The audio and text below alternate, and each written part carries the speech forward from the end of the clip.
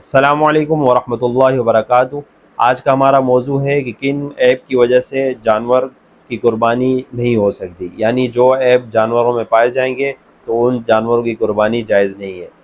مثال کے طور پر جانور کا اندھا ہونا، یعنی ایک آنکھ بالکل اس کی ضائع ہو گئی ہو یا تہائی سے زیادہ اس کو نظر نہ آتا ہو، تو ایسے جانور کی قربانی جائز نہیں ہے۔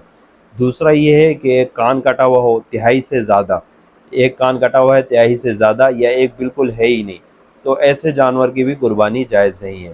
دوسرا یہ بھی آتا ہے کہ وہ لنگڑا ہو، یعنی ایسا لنگڑا ہو کہ وہ 3 پاؤں سے چلے، چوتھے کے اوپر سہارا نہ لیتا ہو، تو ایسے جانور کو بھی قربان کرنا جائز نہیں ہے، اس کی قربانی بھی جائز نہیں ہوئے گی۔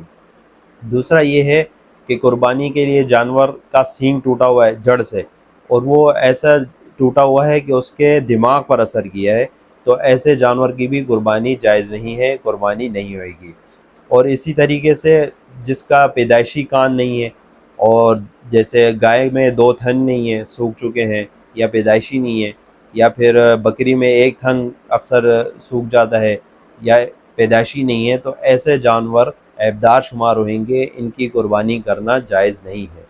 اور یہ بھی سوال آتا ہے کہ خارش والا، جیسے اکثر جانوروں کو خارش ہو جاتی ہے، تو نارمل جو خارش ہوتی ہے اس کے سے قربانی کا عیب نہیں ہوئے گا جانور، نارمل خارش والا جو ہے جانور قربان کر سکتے ہیں، قربانی کرنا جائز ہے، مگر اس میں یہ دھیان رکھیں کہ خارش اتنی زیادہ ہو جائے کہ وہ بالکل لاغر کمزور ہو جائے، چلنے پھرنے کے قابل نہ رہے، تو ایسے خارش زدہ جانور کی بھی قربانی کرنا جائز نہیں ہے۔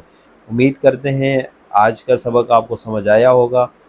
دعاؤں میں ہمیشہ ہمیں یاد رکھیں۔ ملتے ہیں کسی دوسرے مسئلے کے حل کے ساتھ۔ فی امان اللہ۔